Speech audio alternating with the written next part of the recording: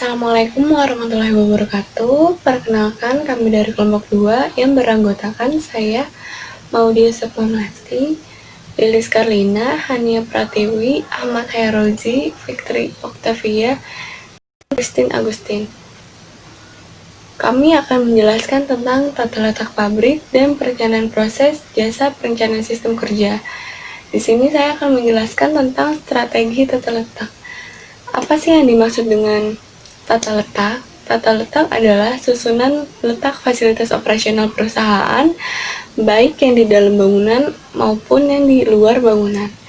Strategi tata letak ini bertujuan untuk mengembangkan suatu sistem produksi yang efisien dan efektif, sehingga dapat mencapai kebutuhan kapasitas dan kualitas dengan biaya yang ekonomis.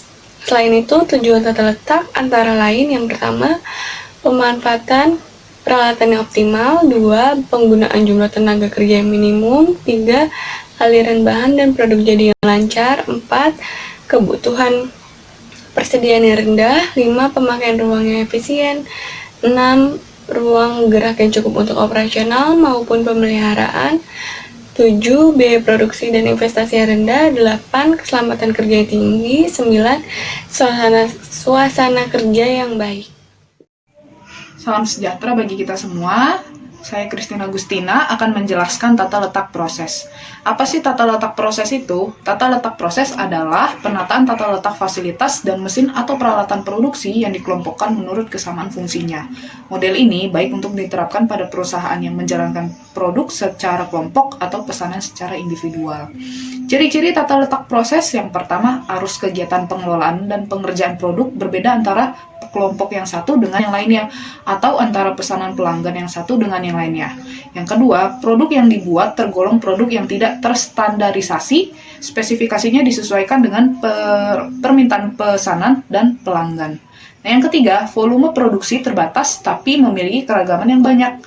Yang keempat, mesin atau alat produksi yang dipergunakan adalah mesin atau peralatan yang multiguna. Nah, yang kelima, pelanggan yang menentukan desain atau spesifikasi produk.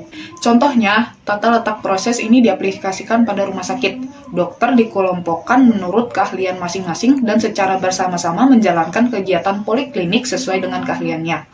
Semisal, layanan pasien A patah kaki dan pasien B ini kerusakan alat pacu jantung.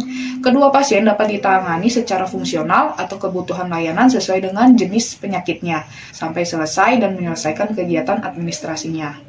Kemudian, apa sih keuntungan dari tata letak proses? Keuntungan dalam tata letak proses adalah fleksibilitasnya dalam menentukan peralatan dan merekrut tenaga kerja. Apabila terjadi kerusakan pada salah satu mesin, hal tersebut tidak menghambat seluruh proses karena pekerjaan dapat ditransfer ke mesin yang lain dalam departemen yang sama. Kemudian yang kedua, tata letak proses juga sangat baik untuk menangani produksi suku cadang dalam bentuk kelompok atau job lot yang kecil. Pengerjaan berkaitan dengan produksi berbagai suku cadang dengan berbagai ukuran dan bentuk. Kemudian kerugian dalam tata letak proses adalah penggunaan peralatan yang general purpose atau berfungsi umum yang memerlukan waktu yang lama untuk pemesanan dan biaya yang lebih tinggi. Kemudian diperlukan lebih banyak keahlian, tenaga kerja, dan persediaan barang dalam proses karena ketidakseimbangan yang besar dalam proses produksi.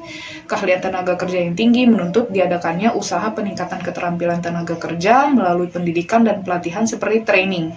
Nah, ini membutuhkan investasi yang besar di bidang sumber daya manusia. Sekian penjelasan dari saya, penjelasan selanjutnya akan dibahas oleh teman saya selanjutnya. Terima kasih. Assalamualaikum warahmatullahi wabarakatuh.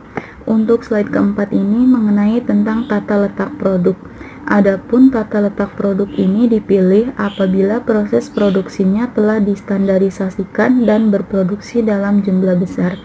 Jadi, setiap produk akan melalui tahapan operasi yang sama sejak dari awal sampai dengan akhir. Adapun keuntungan menerapkan tata letak produk ini ialah yang pertama, aliran material simpel dan langsung. Yang kedua, persediaan barang dalam proses rendah. Yang ketiga, total waktu produksi per unit rendah. Yang keempat, tidak memerlukan skill tenaga kerja yang tinggi. Yang kelima, kebutuhan material handling yang rendah. Yang keenam, pengawasan proses produksi yang lebih mudah. Yang ketujuh yaitu dapat menggunakan mesin khusus dan otomatis. Yang kedelapan dapat menggunakan ban berjalan karena aliran material sudah tertentu. 10. Kebutuhan material dapat diperkirakan dan dijadwalkan dengan mudah. Adapun kelemahan tata letak produk ialah yang pertama, kerusakan pada sebuah mesin dapat menghentikan produksi. Yang kedua, perubahan desain produk dapat mengakibatkan tidak efektifnya tata letak yang bersangkutan. Yang ketiga, apabila terdapat bottleneck dapat mempengaruhi proses keseluruhan. Yang keempat, biasanya memerlukan investasi mesin atau peralatan yang besar. Yang terakhir yaitu karena sifat pekerjaannya yang monoton sehingga dapat mengakibatkan kebosanan. Assalamualaikum warahmatullahi wabarakatuh. Saya Hania Pratiwi akan melanjutkan materi yang telah disampaikan oleh teman saya. Di dalam perencanaan dan penyusunan tata letak, kita membutuhkan keseimbangan lini, di mana harus ada persamaan kapasitas atau keluaran tahap operasi dalam suatu runtutan lini. Jika terjadi keseimbangan antara kapasitas suatu tahap operasi dengan tahap operasi berikutnya, maka proses produksi akan berjalan dengan lancar. Namun, jika tidak dijaga keseimbangannya, keluaran maksimum yang mungkin dicapai oleh lini tersebut akan ditentukan oleh operasi yang paling lambat. Ketidakseimbangan dapat menyebabkan penumpukan barang-barang dalam proses dalam suatu tahap bagian operasi dan di lain pihak pengangguran bagian-bagian operasi lainnya. Terdapat dua metode deterministik untuk memecahkan masalah keseimbangan lini. Yang pertama, metode penyeimbang praktisi. Konsep-konsep umum penyeimbang lini telah dilaksanakan oleh sejumlah metode di berbagai industri besar. Yang kedua, teknik-teknik penyeimbang bantuan. Teknik-teknik penyeimbang ini dapat digunakan pada tahap desain maupun operasi. Assalamualaikum warahmatullahi wabarakatuh. Saya akan menjelaskan dari pertemuan 6, yaitu rancangan proses. Di antara keputusan penting yang harus diambil oleh para manajer operasi adalah keputusan yang meliputi rancangan proses untuk memproduksi barang dan jasa seleksi proses. Seleksi proses merupakan serangkaian keputusan mengenai tipe atau jenis produksi dan peralatan yang digunakan. Proses produksi dapat dibedakan baik atas dasar karakteristik aliran prosesnya maupun tipe pesanan langganan. Dimensi klasifikasi proses produksi pertama adalah aliran produk atau urutan operasi-operasi. Ada 3 tipe aliran, yaitu A. Aliran garis. Produk Selanjutnya adalah A. Aliran garis. Produksi transdayasi dan mengalir dari suatu operasi atau tempat kerja operasi. Berikutnya dengan urutan yang telah ditetapkan sebelumnya. Operasi-operasi aliran garis dapat dibagi menjadi 2 tipe produksi, yaitu produksi massa, produksi kumpulan-kumpulan produk dalam jumlah besar dengan mengikuti serangkaian operasi yang sama dengan kumpulan sebelumnya. Sehingga proses ini sering disebut sebagai repetitive proses. Produksi terus-menerus. Produksi yang ditandai dengan waktu produksi yang relatif lama untuk menghindari penyetelan, persiapan lain, dan kemacetan yang mahal. Selanjutnya adalah aliran garis. Pola aliran garis biasanya efisien tetapi juga tidak fleksibel. Efisiensi ini diakibatkan oleh substitusi proses operasi pada karya dengan proses padat modal dan tradiasasi pekerjaannya. Dan selanjutnya adalah aliran intermittent. Aliran intermittent mempunyai ciri produksi dalam kumpulan-kumpulan atau kelompok-kelompok barang sejenis pada interval-interval pada waktu yang terputar. Pola aliran intermittent sangat fleksibel dalam perubahan volume atau produk, karena operasinya menggunakan orelatan serbaguna dan tenaga kerja berketerampilan tinggi. Fleksibilitas ini menimbulkan sebagai masalah dalam mengendalikan persediaan, schedule dan kualitas, di samping juga akan tidak efisien.